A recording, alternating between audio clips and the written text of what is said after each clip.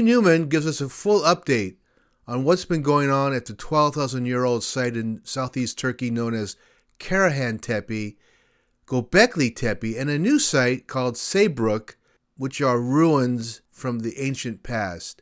We'll also hear about the upcoming Origins Conference, which takes place Saturday, November 1st in Wiltshire, United Kingdom. This is a cutting-edge lineup of international speakers, including the scientific team from the Caffrey Research Project, who will give us the latest information on what's going on under the Giza Plateau, and also the rest of the lineup, which are a group of excellent presenters.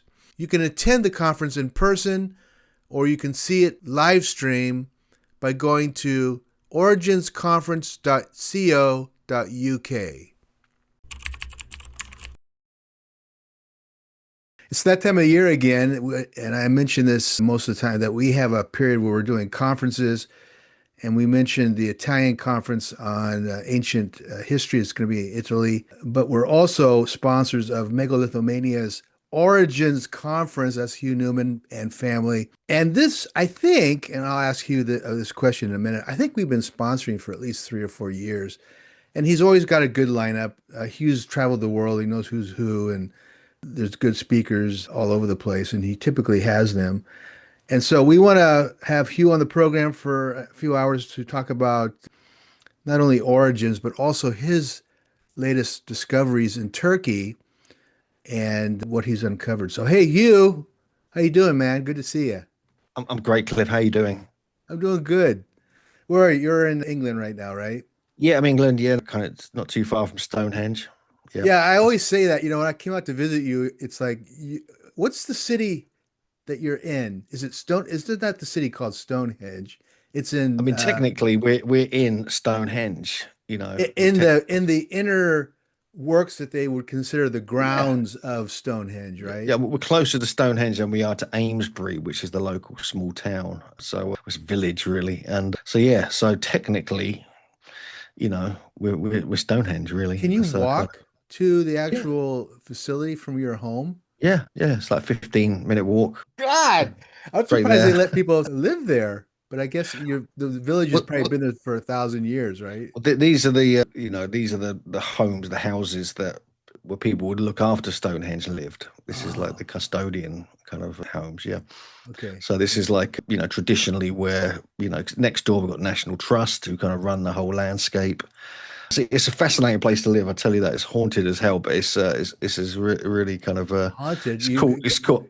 I love the megaliths, so this is like the ultimate place to be, really. It's Where haunted. What, else? you have the dead bodies around of the workers over thousands of years I don't who know what's going on, but it's some weird stuff, but it's all good. Nothing to worry about. Okay, sounds good. Hey, well, talk about Origins this year. You have a great lineup. You have one of my favorite people, Robert Temple, Andrew Collins, Deborah Cartwright, and then you have Filippo Bioni and Armando May to come back and talk about, I guess they're going to talk about the SARS scans of the pyramids, or what's new with Yeah. them. Well, yeah, they've got some good stuff. I mean, they're constantly updating, and Filippo. So we're delighted they're coming over. We met them a few times this year, and Right. we got on really well, had a really good time as well. So that's kind of cool. And so yeah, but they're going to have new stuff to share at Origins as well. So we're looking forward to that. They've just been at a conference in America where they are getting now backing from people like Chris Dunn and others. So that's really cool. And I think a lot of people are now realizing these are kind of, serious people, when it comes to this kind of thing.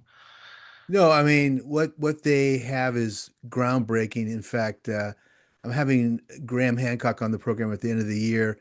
He does not really feel strong enough about the SARS tech to comment on it, but I've discovered that the military has been using it for years, a similar type of scanning equipment, which I thought was quite interesting. In fact, it's one of those top secret applications that they use for bunker busting. They can pierce the ground and go, I think, a mile underground. No, for sure. I I'm mean, going to I just share the find it. screen. Let me share the screen.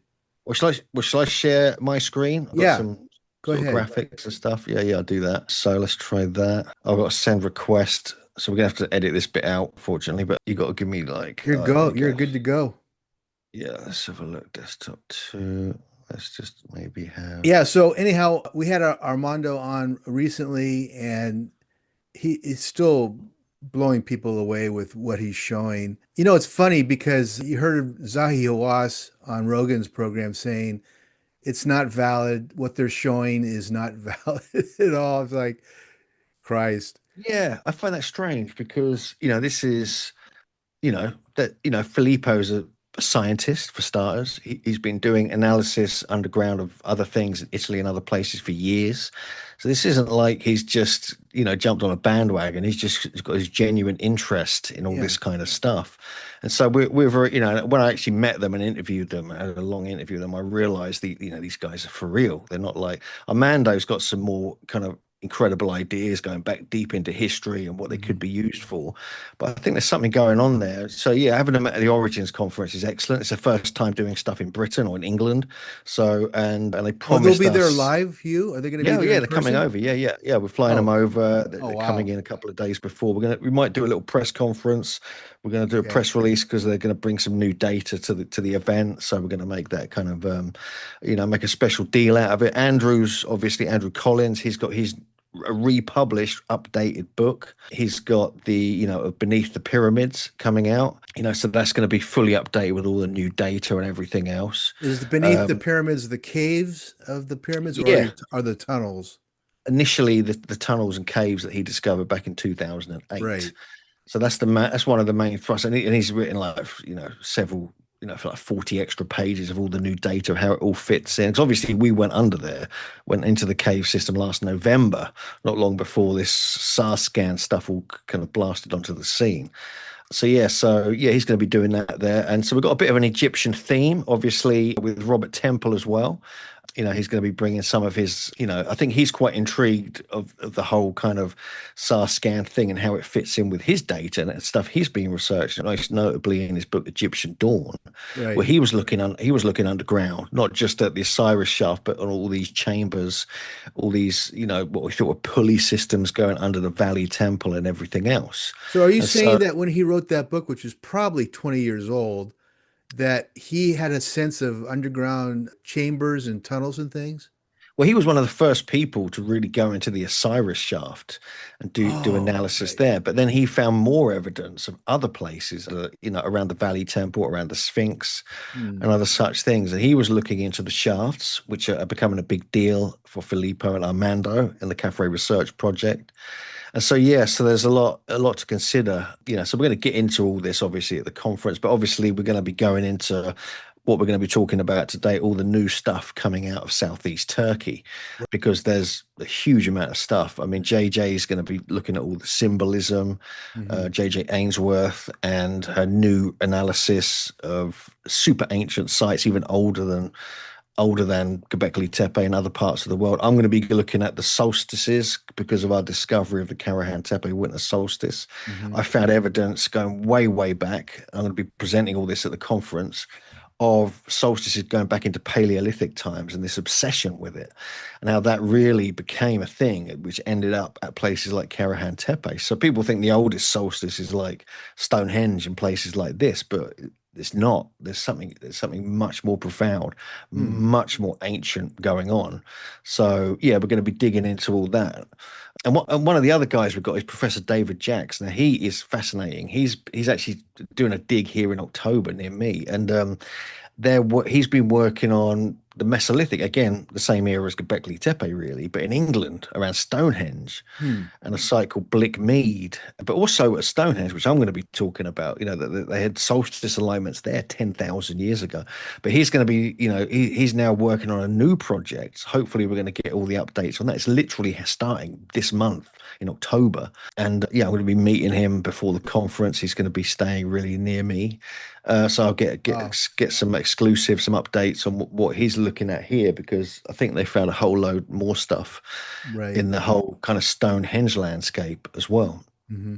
I want to mention that you also have Debbie Cartwright, who will be one of our guests, I think, in a week or so, Excellent. promoting the actual conference. I want to also remind you guys listening, the website to get more information is origins conference dot co dot uk, And also, Hugh, talk a little bit about the streaming package. If people obviously can't get there, they can get on there and pay, I think you said it was $53 US Yeah. to pay for the streaming, and it's streaming live, correct?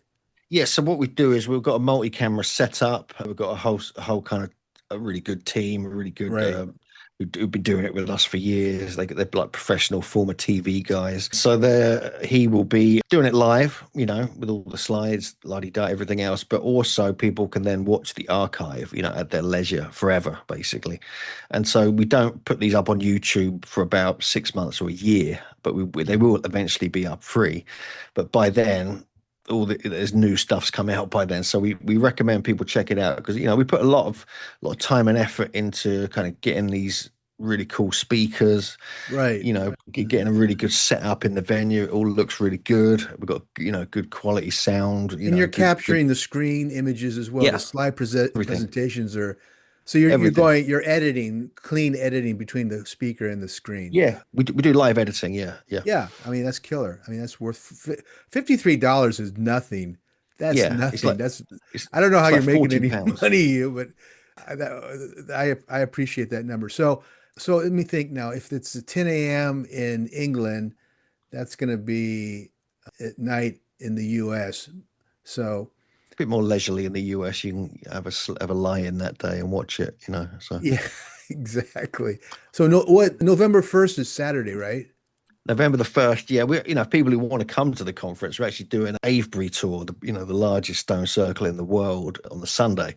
So we do a little walkabout. We'll get together. Andrew is probably going to be leading it. We're going to have other special guests there as well. So yeah, we On get out and Sunday. about as Yeah. well. Even though it's going to be like the winter, but not it won't be too freezing by then. But yeah, but the live streaming, yes, 40 UK pounds, or it ends up being like $53 or something like that. So it's Okay. very reasonable. Plus, you get access to it. We do give access to other things. We might get a few exclusive little interviews while we're there as well, Oh, which excellent.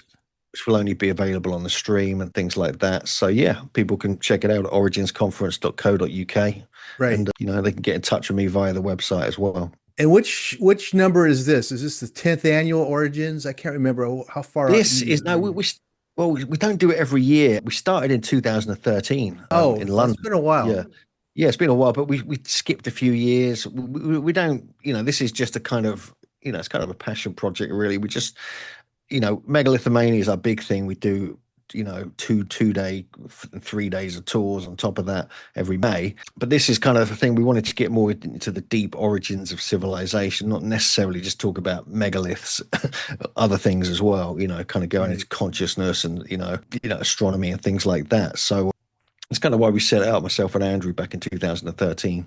Right. So before I let you go, where is it held? And if people want to get overnight accommodations, is it an Airbnb or is there a hotel, a proper hotel in that area? There are a few hotels. There's none actually directly in Pewsey, funnily enough, where we do it, but there's a train station. So people come in for the day mainly. They just come in from London or anywhere in the country. It's a major train Oh, station just okay. in the small town. So, and there's lots of, in the surrounding towns, there's loads of hotels and things like that.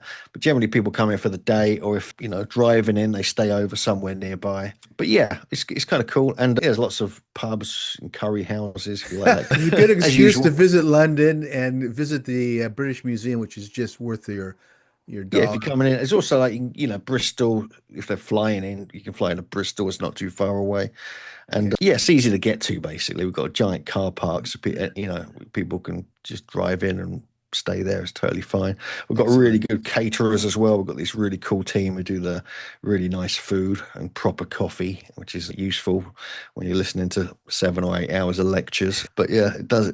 So we've got it covered basically. So what are you charging converted to US? What's the fee to get in for the day?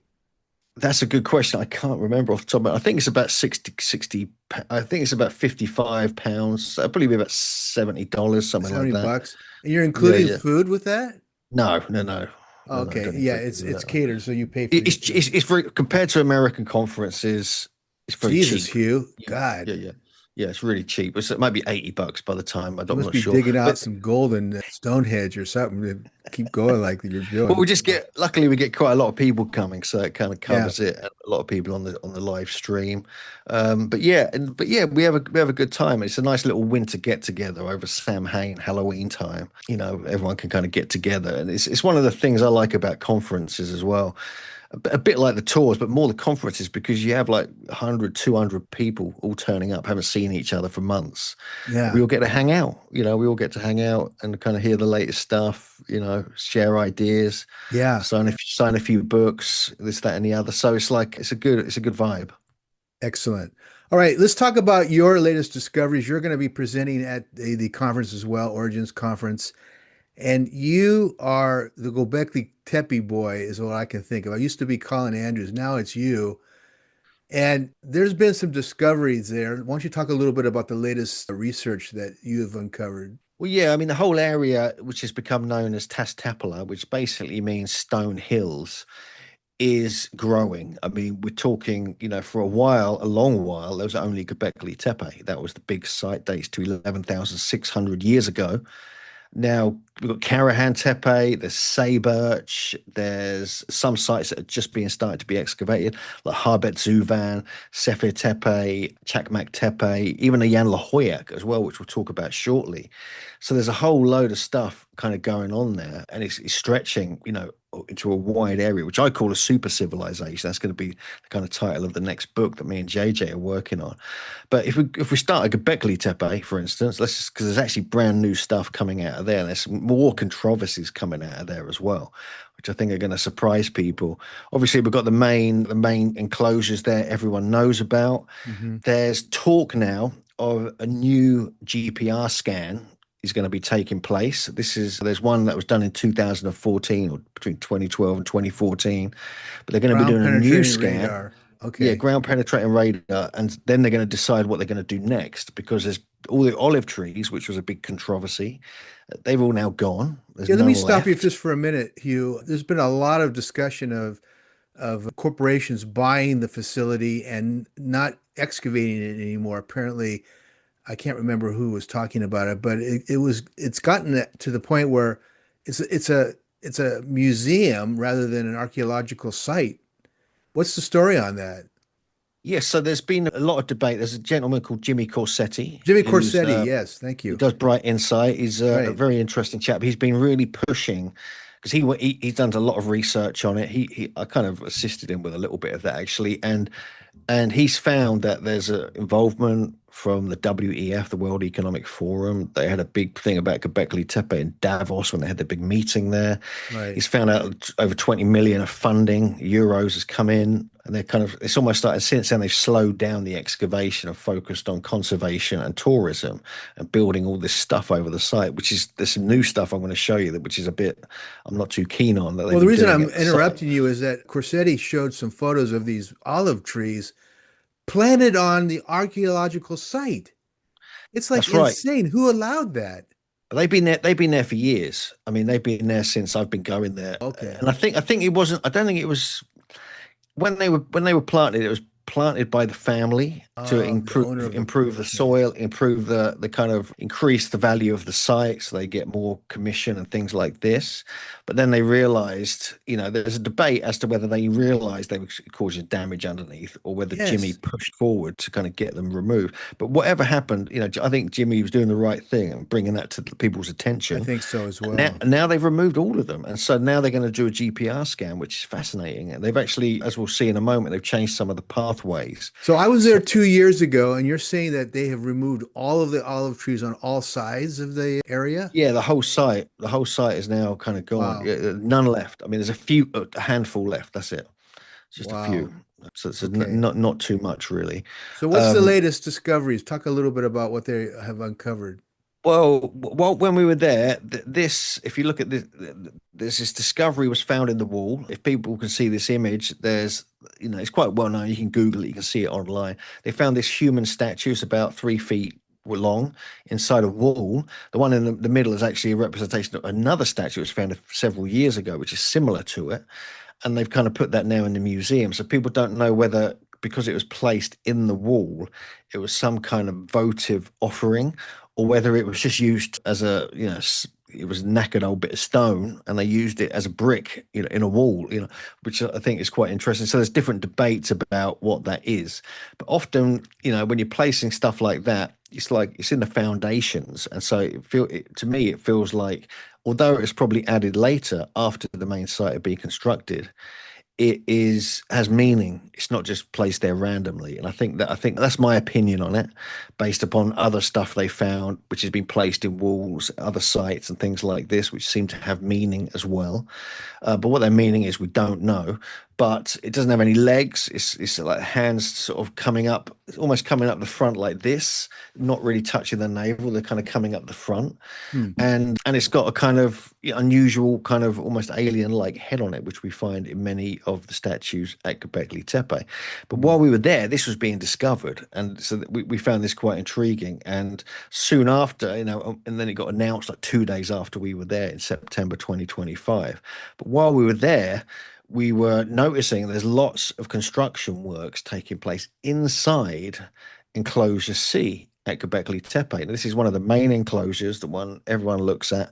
Right. Enclosure D is the main one, which is in the background that you can see there. But enclosure C, they're actually like rebuilding the walls and rebuilding the T pillars, so the main T pillar inside the site, actually gluing it back together like a jigsaw. As you can see here, they're kind of like just piecing it back together, which I thought was very odd. But the problem is this wall you see that they're rebuilding is going over some of the T pillars and actually covering up some of the 3D reliefs, which Interesting. really surprised me, because this wall, they think that basically the walls were placed there between the T pillars at the very earliest point of construction in 9600 BC. But there's no actual evidence of that. There's no evidence that these walls weren't added later just to hold things up and kind of separate the enclosures. And so, because you wouldn't create these 3D reliefs and then build a wall straight over it. Maybe in a few generations you might have done it just to kind of prop up the stones. So we don't know if they're reconstructing it, if it's actually based on the original design, because they haven't actually excavated below these walls and further down. Hmm. So they could be building over actual excavation, which needs to be done, which we'll never see again now because these are permanent. And so there is a Yeah. bit of an issue going on there. We even had the Japanese princess turn up, and just a couple of days after we were there, and she kind of was having a look. She was also involved in the archaeological project, because there's a Japanese team taking over one of the Testepala sites. But as you can see, see in the back there, they've actually reconstructed the T pillar, It's actually pieced it huge. back together. Yeah, it's massive. And so here's a couple of here's some shots of like before and after. You see that, on the left side of both pictures. Let me ask That's you real quickly, do they think that these T pillars were purposely damaged and crushed to or collapsed so that they could cover them up? these were destroyed before the site was closed down, like That's nine, what I ten thought. thousand years ago. Yeah. Yeah. So this is a part, it's what we see at Karahan Tepe, Hmm. where the site itself is almost deliberately damaged. We see another view of it here, Wow. of how big. I mean, these are big. These are Those like are massive. Yeah. 18 feet tall, roughly. So these are beasts, so that and the bedrock, you see the sort of bedrock, there's like a bedrock pedestal there. That's all carved down from bedrock. So there's like massive bedrock carving going on here. And I believe even around the edge, they had a curb kind of coming around the edge, which they would slot the T pillars in before the walls were built. Yeah. And you can actually see that in this reconstruction. If you look on the left-hand side, you can see that there's like a bedrock curb, like a Hmm. shaping within the bedrock itself. And you got another image here before and after. That's the back of the T pillar. And you can actually see it's kind of like a bit rough. It's kind of like being damaged and things like that. But it gives you some impression, and I think they're going to be doing more and more of this reconstruction. But I just hope they don't do too much where they then go building over the archaeology where there could be discoveries to be made. And you also have to question, why are they spending time and money on this when 90 or to 95% of the site has not been excavated? They Hmm. could just be doing that. Why aren't they doing that? And so that baffled. It's always baffled me, Well, where we they we go. got to admit this because they have spent a hell of a lot of money on this huge enclosure, and so they Yeah, probably want to get as much tourism as they can out of the thing. So they're making this thing the prime object to go view, right? yeah, no, for sure. But one of the things. Yeah, it tidies it up as well. You look at like you can basically see like the floor now. It's a Yeah. lot more tidy. It tidied it up. They put this all this rubble back together basically. Hmm. So in a way, it makes sense. You know, it's like a logical. They're doing it at Karahan Tepe already. We can see some of the enclosures there. We'll look at shortly, and so it makes sense. But I'm just concerned about the walls mainly being built. You know, being rebuilt because Hmm. these are covering up stuff they haven't even excavated yet, I think, you know, so this is where the issue comes in. What makes you But one say of the that things that, though, Hugh? Is yeah, it because they have found artifacts close to the wall area and you're thinking they should be digging deeper or what? yeah, they just haven't got down to the bedrock in a lot of places. So there's going to be Yeah. stuff there. I mean, there's Oh, a okay. porthole stone at the back end of enclosure C, which Andrew and I spotted back in 2015, and it's just in the rubble, and that's just been forgotten about, and there's rubble now going over the top of it, and that should have been placed in this new wall because that would have been the northern orientation Oh, that I you hear get, you. and so so there's issues like that. But one of the interesting things that I've noticed, you know, when you look at this, it's actually confirmed something I was researching before that, and that is the geometry.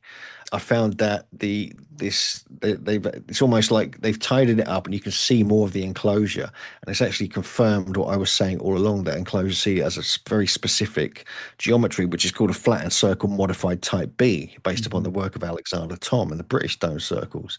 So that made my day, you know, that that is now being confirmed. But also we have enclosure D, which is behind it. That's now been tidied up. There's been all the new discoveries with the boar statue, which we'll look at in a moment. But that is now proved that there's a geometry there, which we can see here. And this back Wow. again backs up my theory that they were working with very sophisticated, very specific types of geometry based upon the work of Alexander Thom Right. and the stone circles he decoded in the British Isles. And so that is quite interesting. So the more they clear away, the more they excavate, the more they kind of tidy things up, the more shapes come out, which seem to just keep coming up with these specific geometries. We get that in enclosure B as well, in enclosure A, and where you know, since more's been cleared up, it's shown that it's an egg shape, a very specific egg shape that we find, you know, in other stone circles around the world. So yeah, I'm quite intrigued by all this. There's a negative side where why aren't they doing more excavation? Why are they rebuilding all this stuff? And but at the same time, it's clearing stuff away. It's revealing the geometries. It's revealing these new discoveries. So it's two sides to the coin. I think you've got to look at it both ways. Let's just hope with this big GPR scan that they're planning to do this month, apparently, that they'll find more and they'll be able to actually dig deeper and they'll be able to actually be able to have a look at what's going on kind of under the ground there a little bit more. Hmm. I mean they did the scan years ago, but I think they got better technology and they're going to do it again. So I think that's the key. I'm curious, your theory that this is something that relates to Tom's work. Was there a roof on these enclosures or not? Because if they're doing site scans into the sky, they can't have a roof. They have to have either a sight line that opens up somewhere or no roof at all. Well, no, it depends because you know you've got like it's all about the walls, right? Because if the Yeah, walls aren't there, they're not blocking anything. You can see in between the outer T pillars in the outer ring, you know, into the horizon. So a lot of the stuff I've been looking at, and JJ is horizon astronomy, like the sun and the moon rising or setting on the horizon. right. So you don't even if it had a roof, it won't make any difference because you're looking through like a gap, like a window between two That's what T I'm wondering pillars. if it's like a sight line of some kind. I mean, there are speculations that there were roofs, obviously, that this has been put forward by various kind of archaeologists, but there's no evidence. All they found is two negatives where they think two poles may have once existed.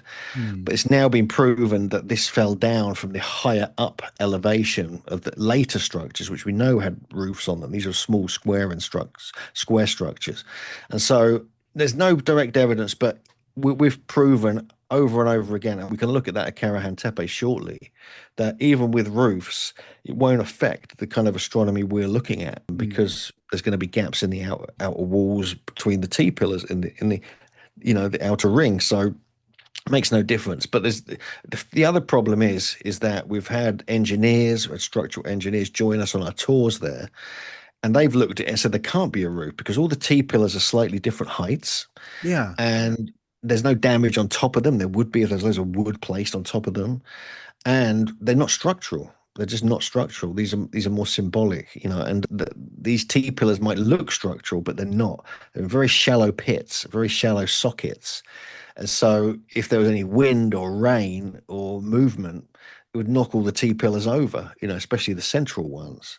So it wouldn't really function like that. I mean, but again, we're speculating as much as the archaeologists are speculating that there was a roof, because there's no evidence to back it up as such yet. Are you guys still holding to the cover date at 12,000 years ago where they covered it up, or has it gotten any older?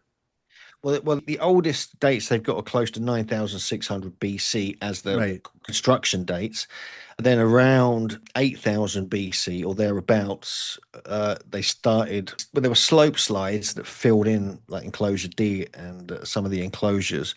So there was a natural kind of infilling. They cleared them out. They did repairs and things like this. This is in prehistory. And then they deliberately covered up the rest of the site. This is pretty Mhm. much been proven now.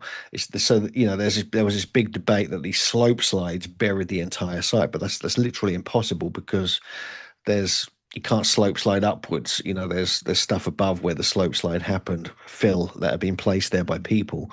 And Karahan Tepe, there's a scientific paper by the head archaeologist, Neshmi Karal, who's proven beyond doubt that there was a deliberate burial there as well. And so we pretty much know that for a fact that, both these sites and other Taztepala sites, this is in fact how they've been preserved so well is that they Right. were buried, Yeah. but weirdly the people at the site damaged it, some of the site, and then buried it. So it's annoying, because it That's got weird. Yeah. yeah, so but not all of it. Some of it got preserved. Some of it even got reconstructed.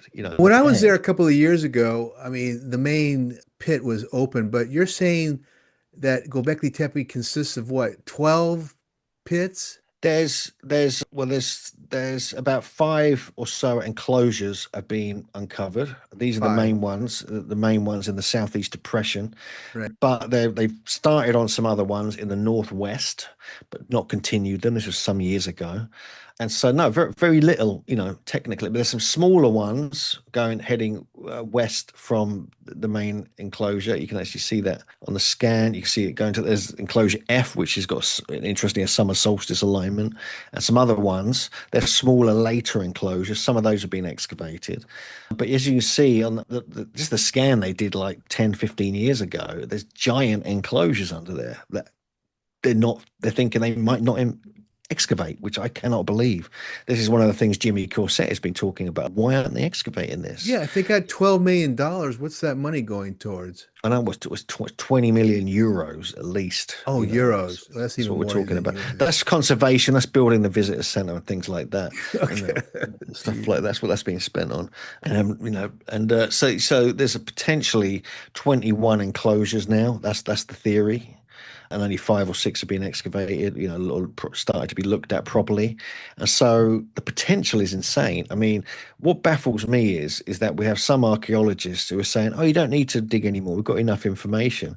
But I don't buy that because you look at what's happening at Karahan Tepe and Sayburç, they're discovering constantly, daily, whilst they're pushing forward with the excavations at those sites. Yeah. So it kind of makes you wonder what on earth is going on and why they want to slow it down when they could really be speeding it up, with all the interest, all the money that's coming into the country. I just hope they do. I just hope there's more done at Göbekli Tepe. And I hope this GPR scan they're planning reveals more and they can actually kind of go into where they've removed the olive trees and actually start digging.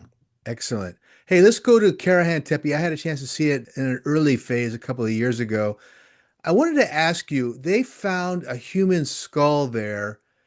I think it was there. And to my mind, I think I read that it was petrified stone, which means it would have a great age. I have not heard anything since in the last 24 months about that. Do you have any information? I don't know about a petrified skull, but I know they found bones and skeletons and skulls. They found them at Sayburç as well. I can't imagine it would be petrified unless it was just buried in rock and dirt and things like this. Yeah. But I'm not sure. I'm not sure. But this is like, but they're finding a lot of stuff on the top of the hill now. This is the enclosure, the main enclosure. This is brand new photos of Yeah. the enclosure at the top of the hill, just to give it a perspective. That's the site. It's a bit of a rough photo, but now they're pushing up the hill and excavating more and more up there. So there's quite a lot. There's quite a lot still being uncovered. Obviously, we know about the 7.5 foot human statue holding his Mm. phallus with the ribs and the kind of almost sphinx-like beard and the porthole stone. And we have this dude as well. We have the kind of the vulture that was found in that particular enclosure.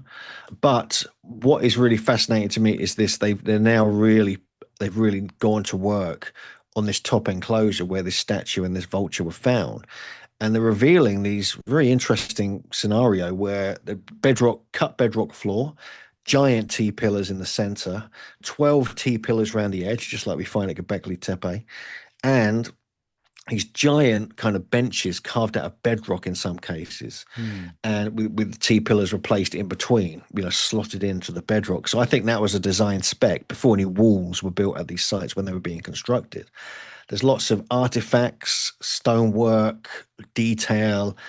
It is, to be honest with you, it is insane what is happening in this part of the world. It is insane. This is completely lost, buried culture, a super civilization, I call it, Yeah. because it's so advanced for its time.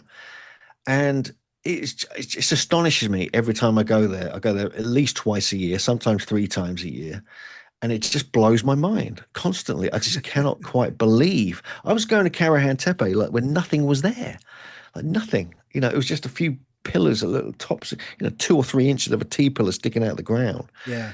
And I had no inkling this was underneath my feet every time I walked there. I was going there for like 6 or 7 years before they even started properly excavating. And So Karahan yeah, Tepe is older than Göbekli Tepe. It's like 14,000 years, isn't it? no, that's one of the arguments for it, but that's not been verified actually. They actually say it's 9,400 BC, but 9,400. Okay. which is 200 years younger than Göbekli Tepe. But you're right in one respect because they think there was actually kind of people frequenting the area before that, and they found evidence of tools and stone, little, like arrowheads and things like that in the whole area on top and around Karahan Tepe, which go back at least 1,000 years before this. Hmm. And so yeah, so there's something definitely going on there. But this new enclosure I just find really, really fascinating because there's rumors of other statues have been found, but they haven't been presented to the public yet. We've got some information about that, but we can't really say much. But there's more of these stone plates. These beautiful stone plates have been uncovered, intricate carvings. There's astronomical alignments emerging from these sites as well, which is something the archaeologists aren't too keen on, but they're there. They keep turning up. It keeps happening. But there's more. I mean, if you go down the hill, if you actually go down the hill, kind of to the bottom part here, if you go down, to the bottom, they've actually found a few other things. I mean, this is one of them. So we've got the famous pillar shrine at the bottom of the hill. We've got the kind With of that structure unusual AB, head. it's called, with all the pillars, the stone head as the winter solstice alignment.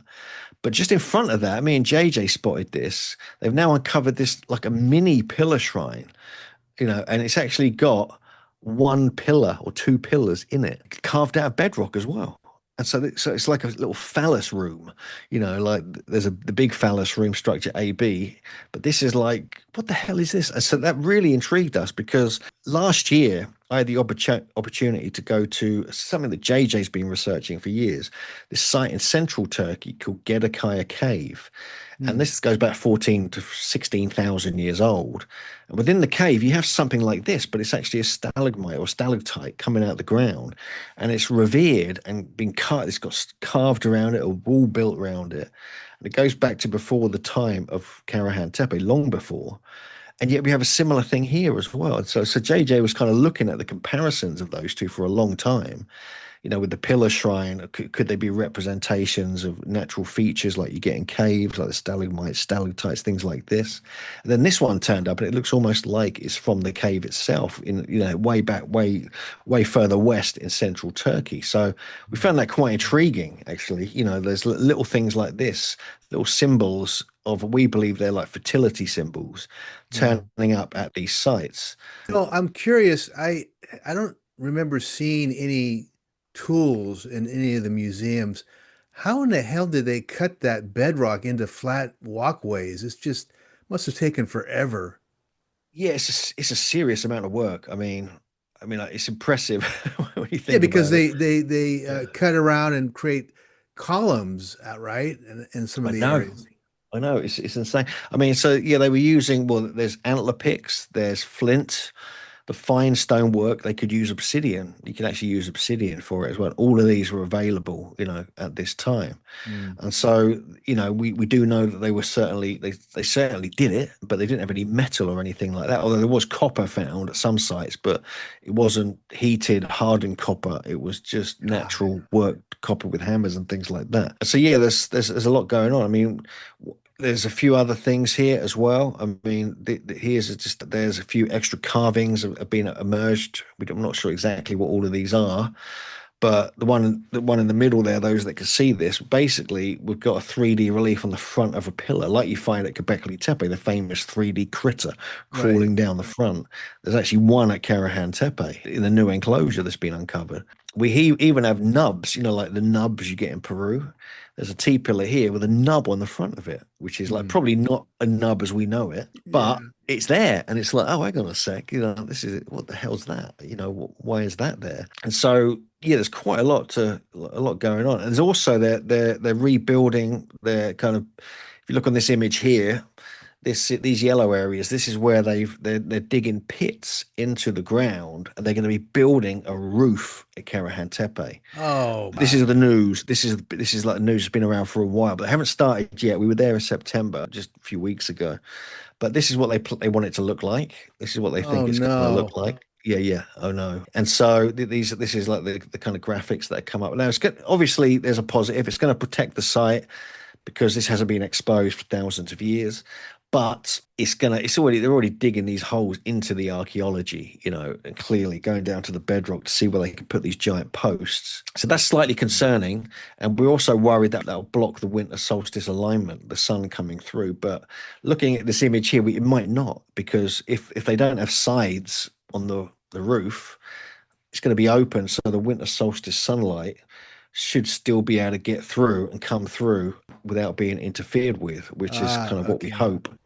Yeah. That's what we're hoping anyway. But we'll see what happens with that. I mean, Right. we may or may not go back there in December, because the problem is, now it's become an official site. There's cameras up everywhere. There's guards with guns. They're There's busing people out there too. Yeah, you can't just before we could wander up there and walk about and get shots of whatever we wanted. Now they're kind of a little bit strict, so we don't know if they'll even let us in for the winter solstice sunrise. But we might go and try anyway, because we feel it's like this should be a cultural phenomenon in Yeah. Turkey. This is like a major, we think it's a major discovery. I mean, we're not trying to blow in our own trumpet here a little bit, but we feel it needs to be kind of looked at, because if they were recording things like this, the winter solstice, back at this time, then they were very smart, very advanced people. And Gary Yeah. and Tepe was almost like built around this winter solstice alignment. And it could have been what their culture was kind of based upon. So it just makes you wonder. I mean, for those that can see this, we've got a time lapse of what actually happens on the winter solstice. You can see the head getting illuminated, and it lasts for 45 minutes. Are And you so, standing in the pit to take this no, photograph? no, we weren't. We're just outside it, but we had the camera Oh, very low. oh, I hear Um, you. Okay, I was going to yeah, say, wow, how did you get in there? yeah, and so this is what happens. So this alignment, it perfectly fits in with what's going on Hmm. at the site, and and so just let me run this by you. So regarding this new roof that they're going to build on the site, there's actually people think way, way back there were roofs kind of on the site when it was being used. And we think, there might be something to that. So we had a guy, Kevin Esslinger, who's a graphic 3D artist, kind of test, what it would be like when it was rebuilt. Would this winter solstice alignment still work? He put the kind of roof on it. He put the wooden beams on it, how they would Oh, fit T pillars interesting. if there was a construction there in ancient times. and I worked with him quite closely on it, and things like this to make sure everything was in the right place. And we just found that between the two outer T-pillars on the left, the sun would come through between them, and it would almost be just below the kind of roof, as I mentioned earlier. So these alignments may not be interfered with the roof, and it actually would come through and it would illuminate the stone head. And he recreated this all on computer with the night sky in 9000 BC, and kind of put it all together. So, and even with a full thatch roof, like this is like a Native American style, Oh, he found the same interesting. thing. It would still work. It would still function, even if you just had one small window in it, which captures the movement of the sun moving across the sky. So Very that, good. yeah. So we're working. I'm working with Kevin on. Currently, we just started really pushing forward with our project to reconstruct Karahan Tepe. Does it feel, Completely. Hugh, does it feel like there's a roof there or not? I mean, you're putting a roof on it. Do you really have a gut feeling that that's how it was? No, I don't. I don't personally think there was. That's my opinion based Okay. upon the reason. But on the That's what I smaller thought. That's what structures, I thought. That's why I'm but asking. but so many people believe there was one and are kind of disputing our winter solstice alignment, saying that no, Mm. they won't work because there's a roof. We decided to put it to the test, and we basically came up trumps. But so we're quite pleased about that.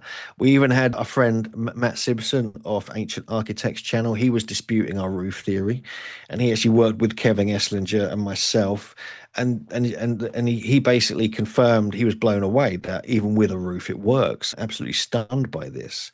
And if people are interested, I've actually put a full article together, which people can read on academia.org. We can link it, on the show somewhere. People can Yeah, have a read of it. It's free. let's It's going to do be a that. chapter. It's going to be a chapter in our book with all the reconstructions and how and why it works. And we just encourage, because we're coming up to the winter solstice. I think, I Mm. want to encourage people to kind of somehow let's try and make Karahan Tepe a thing, because this is like Newgrange, this is like Stonehenge. This is like where people can go once a year and actually have a little celebration and observing something the ancients built into the site and observed themselves. So And what so I you're think saying, this, Hugh, is that this was, I think Schmidt, I don't know if Schmidt was at Karahan Tepe or not, but this is an observatory. This is a celestial observatory. yes, I believe so. Yeah, but I think it's very much focused on the solstices rather than the stars. That's what Okay. that's what we've found, because it probably were the stars as well. That's something Andrew Collins and Graham Hancock and others have looked at more than I have. But the fact is, you've got this winter solstice alignment, which is so profound, and so you can go and see it today. There's no disputing it. It Yeah. works. Yeah. You can't really dispute it. That's what I'm so intrigued by. That it's functional and you can see it now. And it would have worked even better, but it would have been a slightly different, only been a degree difference in the sky. That But would have how worked better in the sophisticated, past. Hugh? How sophisticated? Is it agricultural only? Or do we No. get into like the Maya where we have a sensitive time frame that aligns with astrology where you could actually figure out if you wanted to have a child or not? Well, this is the fertility aspect of the site. Yeah, this is something that me and So JJ have you written believe that about. too. You have a Yeah, well, fertility this was aspect. before agriculture. So this had nothing to do with agriculture. This was Okay. probably ceremonial and like Mm. ritualistic. And I know people, that's like a blanket term. People don't like it too much in some cases. But if people come to Origins, I'm going to do my lecture looking at the earlier solstices, winter solstices before this time, before Karahan Tepe. And it's going to be a big theme of the new book, which is going to be coming out next year. And I've pretty much proven already that even in Paleolithic times and other cultures before Göbekli Tepe and Karahan Tepe, the winter solstice and the summer solstice were big deals for people, and it was all based upon initiations, rituals. It was the creation of a calendar as well, but it wasn't a calendar like for the way we use calendars. It was a Mm. calendar for feasting, for initiations, for rites of passage, for kind of changes in life, like celebrations, getting pregnant, rebirth, fertility, things like this. Sounds very And esoteric, Hugh. Very it is, but esoteric. if you look into the mythologies of the ancient cultures, which JJ's been doing, you find correlations with that. It all fits together. There's even data which I present. I'm going to present at Origins. It's going in the new book, proving that there's anthropological data that hunter-gatherer groups, and we know the Karahan Tepe people were thought to be hunter-gatherers, that modern hunter-gatherer groups all follow the solstices very carefully. They're obsessed by it. And so ancient hunter-gatherers probably did the same.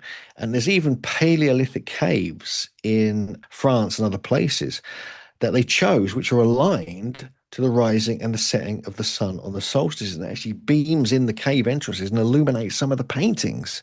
This is Hmm. what's mind-blowing. So there's a whole area of research we're getting deeply into, which proves that this is a much earlier solstice kind of obsession, So, going back up to 40,000 years. so I just mentioned fertility. What are some other esoteric paranormal types of activities around solstices and equinoxes that you can talk about? Yeah, I mean, you mentioned well, initiations. That could be initiating into the druid, kind of theme. yeah, that's true. That's true. Yeah, well, we've got a lot of things going on.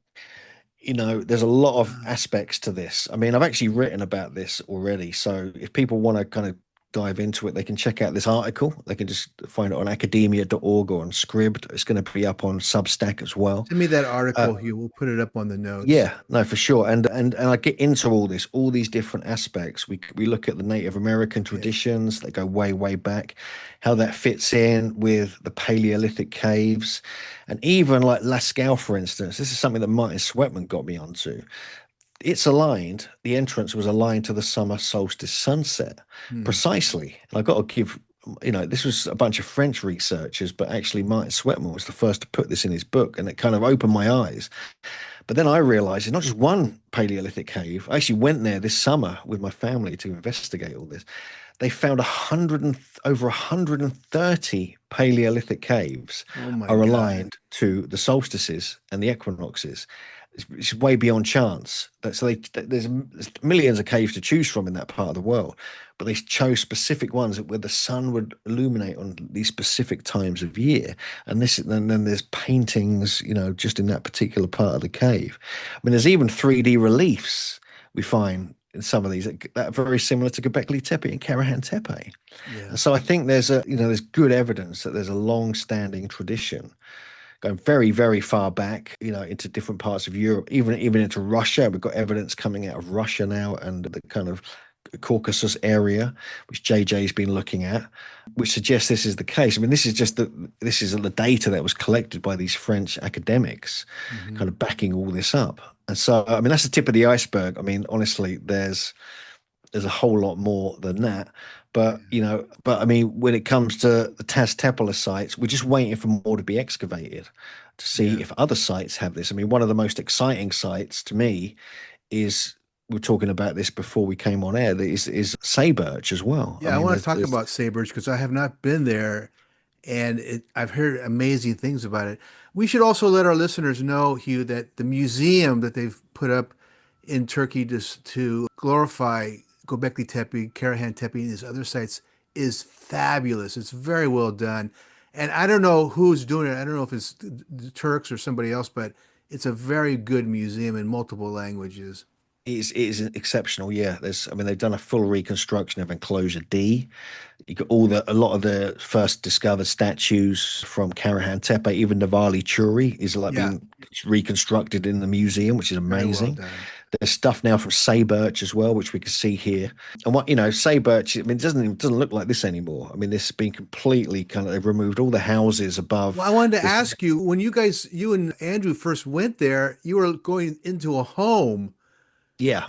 The circle was the foundations of a house. It This, was terrible. this is it. This is what I mean. So this is how fast it's moving at these other Yeah. sites. But the thing about Sayburç, just the name I want to mention because we're talking about astronomy. Say in Sayburç, say means counting in Turkish. Birch, B-U-R-C with a thing on the C, means sign of the zodiac. And which so it's like counting and the sign of the zodiac. It's almost saying the name of the site. It could be an ancient name. And even Berk in Kurdish means watchtower. And we know there used to be a tower at the site at Hmm. Sayburç, which got demolished in the 1940s. We know Ah, this because we spoke to all the families that have been there since that time. And so this is like a Jericho kind of tower we're talking about here. So it gets more epic the more you look into it, really. But for a long time with Sayburç, it looked like this. And then we went back there, it's about a year and a half Oh ago. my It looked God! like this. Wait, So shot. half of it was uncovered. This was like a year and a half ago, and this is like now the whole house is gone. This is a 3D scan, and you can see there's a huge area. But now this is it. This is like an exclusive. Actually, I haven't shown this to anybody. This is what it looks like now. This Amazing is it. So, photos. so this is just one of the enclosures, mind you. This is one. Okay. This isn't like the entire site. We'll look at some of the other new stuff as well. So it's just blowing my mind. The more we look into it, you can see that here as well. You can kind of get a sense.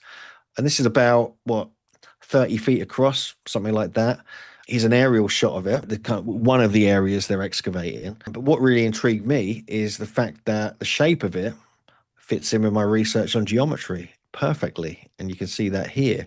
This is again one of the egg shapes of Alexander Thom, which is now being found at Sayburç as well. Again, I haven't mentioned this is the first time I've mentioned this anywhere as well. So this is like brand new stuff coming out of here. So it's really compelling what is coming out of the ground at Sayburç for sure.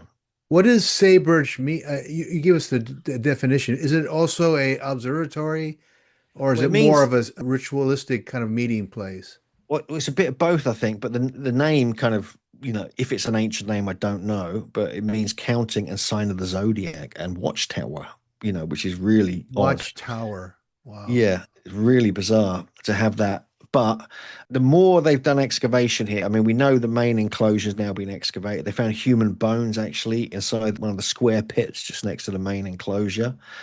They've actually found more here than they're letting on. We we know there's more here. What does We that talked to mean? one.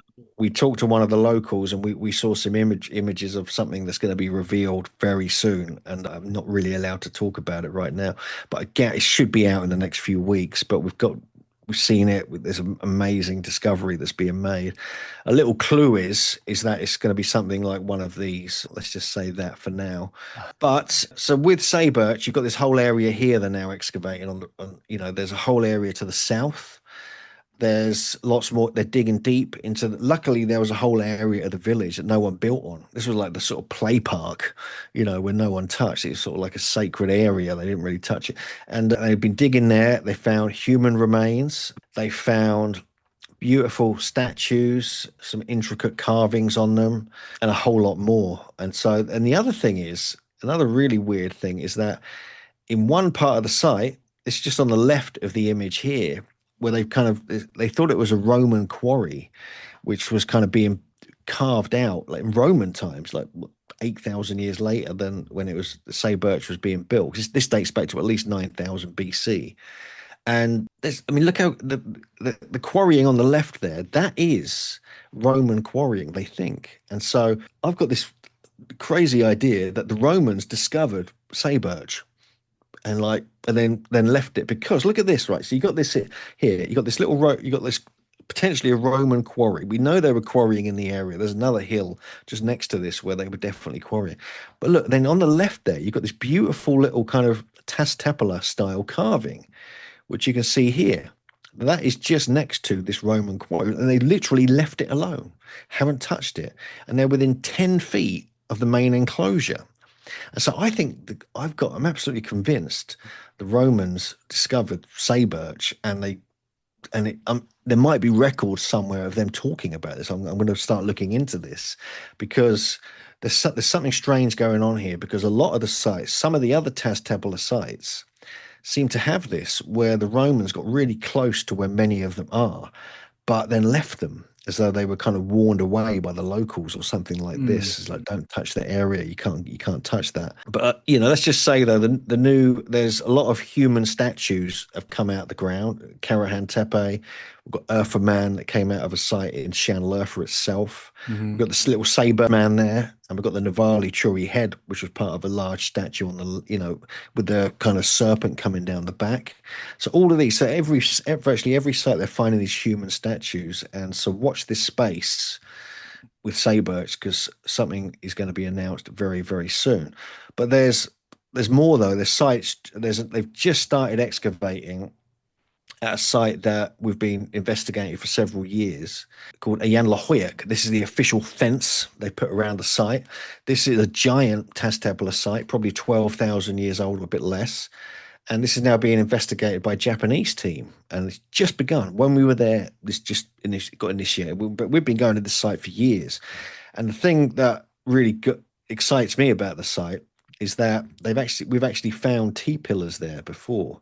Now, weirdly, a paper came out many years ago by Bahattin Selik talking about Ian Lahoyak and about it's definitely something going on. And they found a few little pieces there, like we can see in the image on the right. And he said there's no T pillars have been found. So me and JJ went there in 2022, and what did we find? We found a T pillar just lying on the ground. Here we go. And we couldn't believe it. And this is definitely a T-shaped pillar. You know, this is like, it's got a little carving on it as well. I got a 3D scan of it as well. And I was like, whoa, I couldn't quite believe it. So, you know, it was JJ's kind of intuition that kind of got us to the right spot where we kind of found it.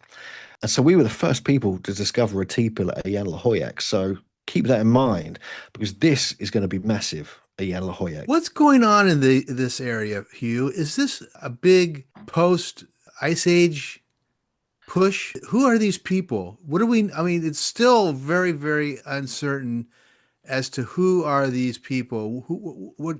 Where do they get their data from? Are they ex-Atlantinians? Are they ex-ancient site people that we just don't know about? What's the story on this? That's a good question. I mean, I think there's a bunch of influences coming in from different directions. Okay, this has been talked about by academics now. JJ and Andrew have both been on it as well. Coming in from the Russian steppes, coming down from the Caucasus. There's a big influence there. You got from further south in Levant, you've got the Natufians, who were very advanced. They were building structures. They were doing early, attempts at farming and even using geometry in some of their designs. Really? They all came up from the south. There's very good evidence, a site called Chakmak Tepe, possibly a couple of others, of Natufian ideas being present there. So there's definitely a Natufian influence. Now, these Natufians were a lot smarter than you think. And I think there's a misconception when it generally comes to hunter-gatherers. I mean, people just assume hunter-gatherers are kind of savage types, literally hunting and gathering, but there's a whole different thing. And since I've been doing my research on the solstices, going further and further back in time, going back 40,000 years, the hunter-gatherers, to me, were smart as hell. They had the same brain capacity as us. They didn't have all the kind of problems we have to deal with in society now. And they just had time to dwell on things and research things and kind of feel into things. And I think they were studying the stars to a high degree, but they were also developing symbolism and language and other ideas that we don't really see. But if you dig into it, you can find things there. So I think the kind of gatherers, and I think when different groups came together, there was explosions of ideas, and I think explosions of taking lots of magic mushrooms and psychedelics and brewing beer and things like this. So they were going into altered states as well, bringing different plant medicines to one another and expanding their consciousness. So I think there's a development which may have been slow, but it may have had bursts of ideas.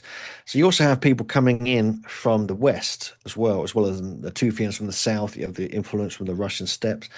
Coming in from the west, you have the sites, like I mentioned earlier, Gedikaya Cave, where there's clearly evidence of like fertility ritual going on. And also from the west, you've got the whole Paleolithic people as well from the caves there. And so I think there's so many, it was like a whole admixture. And this was right at the end of the last ice age, at the end of the Younger Dryas. Exactly. Where the weather just started improving. Within a few generations of that, they were building Göbekli Tepe. And so, but you must remember, there were sites, some of these sites, like Chakmak Tepe, some of the other Teztepala sites were earlier and built before Göbekli Tepe. So they were already in this area doing things and developing it. So I think there's a different way to look at it now. So there's, for a long time, people have been saying, no, it's just like a massive explosion. People came from Atlantis, these highly advanced people. And then other people say it was a gradual build-up. But I think there's a bit of both. I think there's like different groups coming in, explosions of ideas, but they were hunter-gatherers, as well. But they were much more sophisticated than people realize. I mean, when I spoke recently at the Gaia Ancient Civilizations conference, when I mentioned I think hunter-gatherers are smart, people chuckled in the audience. I'm like, This is the Well, problem. So because they think that's the most rudimentary form of humanity. yeah, but I think it's because That's the why. problem is I've done all this research on them, so I know Yeah. I'm in there, I'm getting into their mindset, whereas most people Yeah. haven't. Most people haven't. They just think they're savages, but they're not. This is where people get locked in different. They get stuck in their research. I think you That's have to open true. your mind to the fact that these people in prehistoric times were just like us. Yeah. They were as advanced as us in the mind. What I think is an interesting fact, and I've only been there once. You're there twice a year. You've been there like, I don't know, for 5, 6 years. They haven't found a burial or a tomb or a complete skeleton, which I find, given all these new sites, kind of peculiar. And Yeah. I don't know if it's because of the weather conditions that the bones just do not last or whatever. What's the story on that? Because that would help us a little bit if we could Yeah. do some testing on bones and see the skeletal capacity of the brain and so forth. They've actually just got into that recently. Sayburç, those that can see this, is just a very, this is just a few bones and skulls thrown into like a pit. They were burying underneath the kind of domestic areas, apparently. There's been like about 7 or 8 burials found at human remains found at Göbekli Tepe, but there's no elaborate burials or like, graves created as such. There's very limited amount. Happened more in the Levant where you have the kind of plaster, and like paint, ochre and things like that put on the skeletons. You get that up near the Tigris River to the northwest. Sorry, the northeast, up on the Tigris area, that sites like Kortik Tepe and Boncuklu Tala, but not so much in the Taztepela region. No, but they've just found at Sabre. This is actually from a year or a year and a half ago. This photo, but they've found this cache of bones and skulls in one area in the new excavation at Sayburç. So Wow. that's going to be announced soon. At Chayanu, another site further north, which has been known about for years, we visited there as well. They found this whole discovery of this red ochre floor that goes back to 9,600 years ago. They found caches of bones. They found what's called the skull building there, where they got hundreds of skeletons and skulls that Wow. were decapitated and placed into like in a certain manner in a very peculiar way. And so there is a few little spots of that, but no elaborate burials have been found and very few human remains. But they have found some, and they're now starting doing the testing on them. And so this is where the real data is going to come from about where That's these going to people be came from. fantastic. Yeah. That's great news. Yeah, it's funny because of all the information that they're discovering in the excavations. There's no kings or queens or leaders or a burial of a well-known individual from any of that area. It's funny. Yeah, it just doesn't seem to be, unless it's just not been dug up yet. I mean, there might be a whole kind of one of the sites might just be a burial site. Who Wouldn't that knows? be amazing? We just don't know. So we just got to wait and see. It's all like it's an exciting time. This is like the time of discovery. This is like this is it. We're in it. It's not Yeah, like, when Egypt was being discovered, when the Mayan pyramids were being discovered, it would have been yeah, amazing to be there. But this is happening now. This yeah, is it. And so we've got a real opportunity as, individuals and researchers and enthusiasts to get out there and kind of appreciate it yeah, as it's happening. So although there's a lot of pushback between alternative people and archaeologists, the end of the day, we just got to celebrate what's being discovered, and it's all coming out. So let's just enjoy the process. I think conventional or orthodox archaeology still has a problem with the dates that are coming back on this. And although it's verified, we have real science going on, we have real archaeology, we have real excavations. I would say a lot of people just can't grasp it. That just doesn't feel like they can hold on to it. What do you say to that? Yeah, yeah. I think there's a lot to say about the whole kind of situation. I think one of the things I like, I mean, is that you can go there and visit these sites when they're excavating. At least they cover them up in the winter, pretty much. So you can actually go there and actually see it happening. And they sometimes, if you get on the right side of the archaeologists, they'll come and talk to you and explain what they found and things like this. So there's a lot of good happening, and with what the archaeologists are doing. But there's also, there's a lot of debate as to how they're doing it. I mean, why are they reconstructing enclosure C? Why aren't they excavating more? Why aren't they kind of releasing these new discoveries to the public quicker. There's debates about that. But at the end of the day, we've got to just, there's nothing me or you can do. We just got to hope they're going to release everything and keep excavating.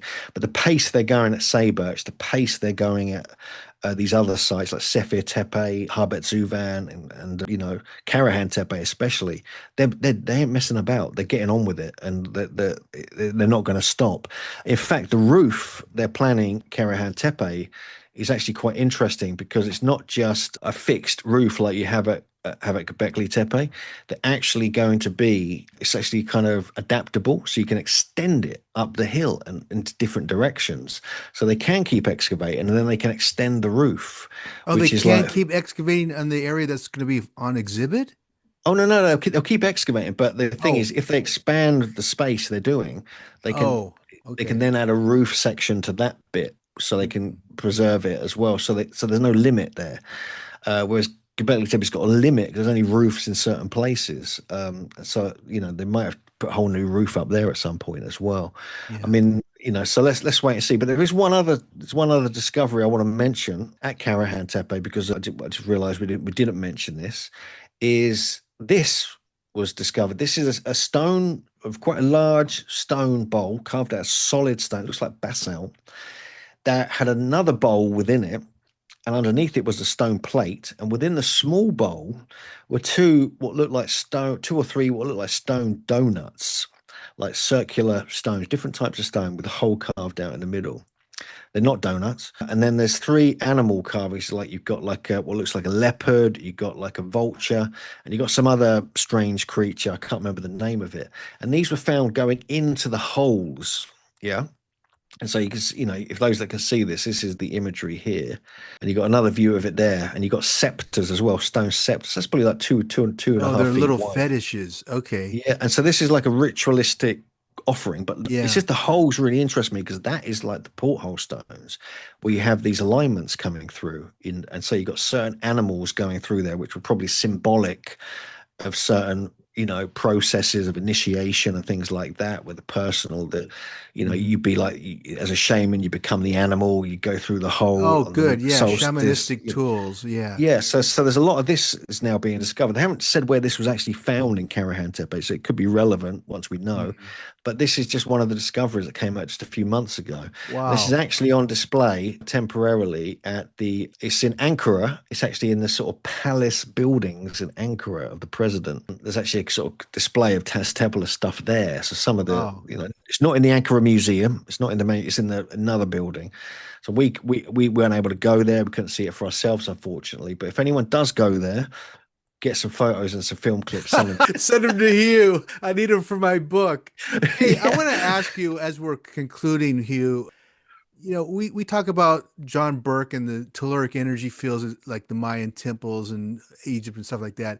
Have you noticed or have you spoken to any of the locals who can feel any significant telluric energy in any of these sites? Yeah, I mean, there was some actual research done as well. I mean, back in the 2000s, Paolo de Bertolis of Trieste University, he did some analysis of enclosure D at Göbekli Tepe, and Oh, actually found a magnetic anomaly within it, which I thought was kind of interesting. And I mentioned that in my little book as well, about it's going to be a big thing about it in my upcoming book with JJ. and and he actually found like a spiraling magnetic anomaly within it. But he's also found very sophisticated acoustics in there as well.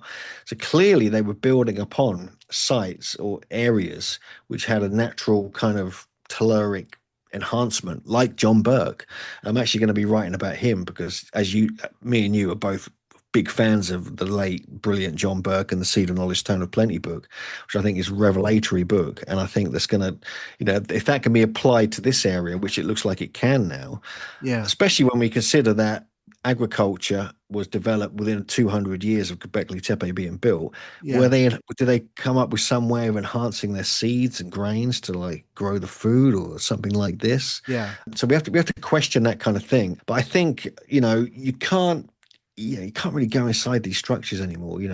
Very few. I mean, you can't. We were lucky. We got inside Sayburç, but you're so excited because it's like it's an opportunity of a lifetime. You don't really think to get your dowsing rods out and start meditating. You kind of like, you're trying to like kind of just You're going to deal be with it. shooed away with Yeah, guns yeah. pulled out of their But holsters.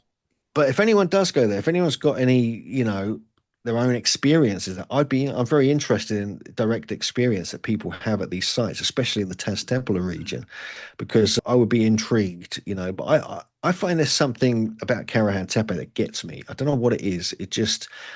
I feel like I've been there before. That's what it feels like. That's the weird kind of reincarnation kind of Yeah. feeling I get with it. Is something about that place for me. Other people have it with different sites, obviously. And especially when me and JJ, when we first discovered that winter solstice thing, it was all like all these synchronicities led to that point that all fell into place over a few months and then peaked a few days before it for us to discover that. And if we just think if we hadn't discovered that, hadn't followed the synchronicities, we would never have discovered that. So that kind of thing I take notice of. You need It's to like open your book with that. We were having coffee and all of a sudden we must yeah. go to Karahan Tepe. Well, but we were getting messages from people in Turkey Oh, who were saying, "Oh, by the way, you have to go before this date because it will yeah. close then. They're going to cover it up." And so I thought, "Shit, we better get our tickets booked." So and then we got delayed and we couldn't get to the site. And then we were forced to. The only time we could go was first thing in the morning because officials were coming in that day to close it up for the winter. So we had to go first thing in the morning because they were going to come in at 9 a.m. or something. And that's why we were forced to go at sunrise. And we we didn't know there would be a winter solstice thing there, but then a really good one turned up there, so we were quite pleased. So you got, when that kind of thing happens, like you having synchronicities, you having kind Yeah. of, you kind of go with, you realize there's something significant taking place. And so I get that at some sites, I have some Yeah.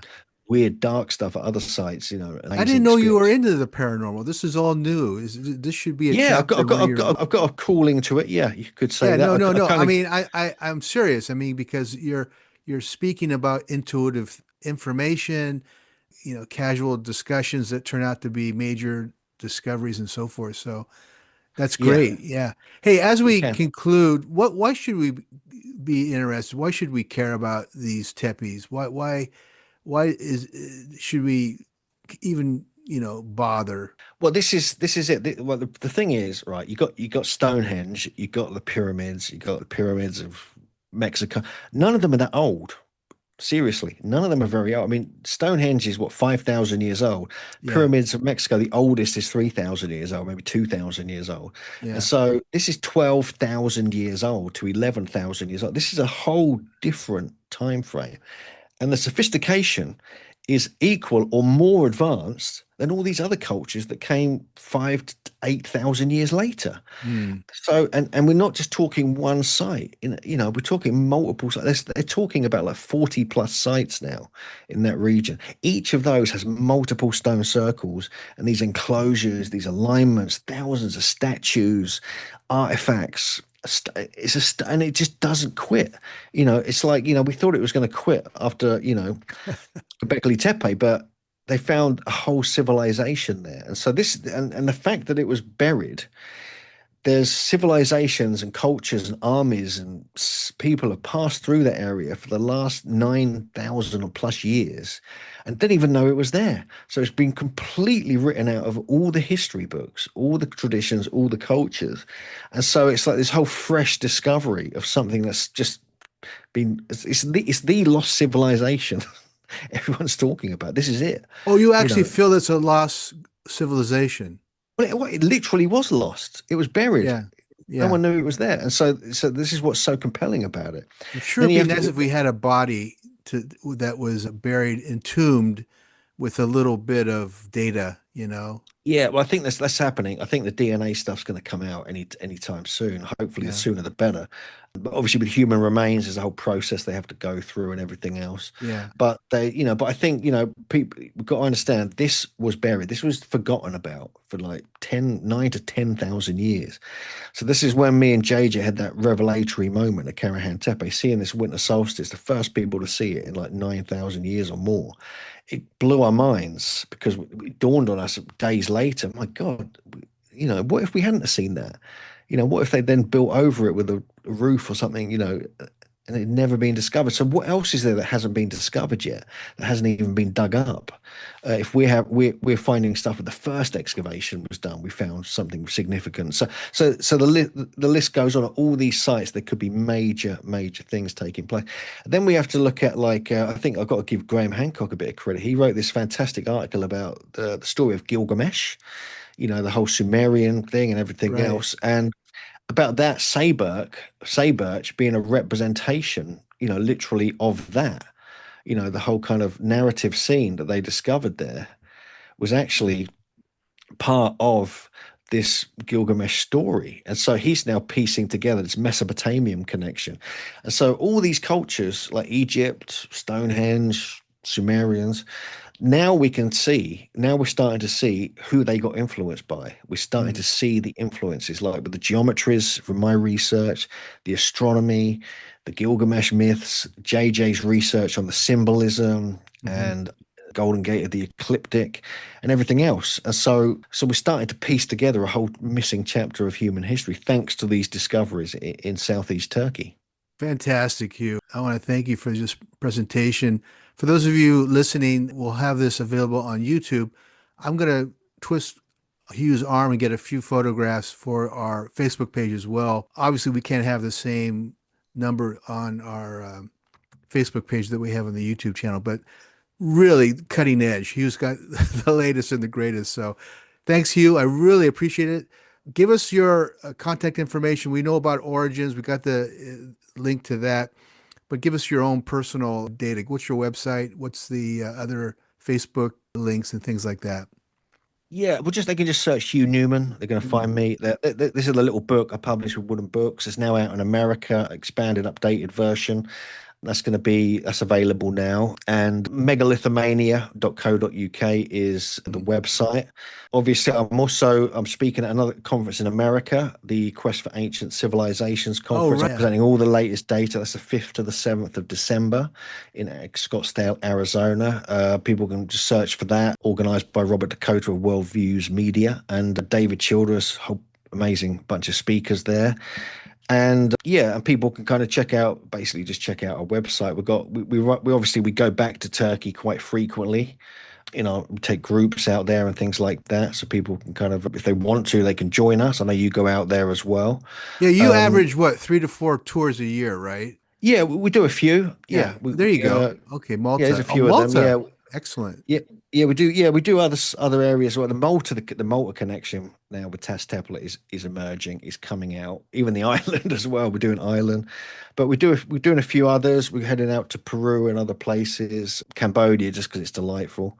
And obviously, we encourage people, to just check out the website, go and do your own exploring. You don't have to come with us on the tours if you don't want to do that kind of thing. But we are super passionate. We really want to, especially when it comes to Turkey, we want to show people what's going on there, because Right. you can go there, you can go yourself, and you're going to miss loads of things if you don't know what you're looking at. 'Cause it's all very intricate. So we do encourage people to check all that out. There's a whole world to explore.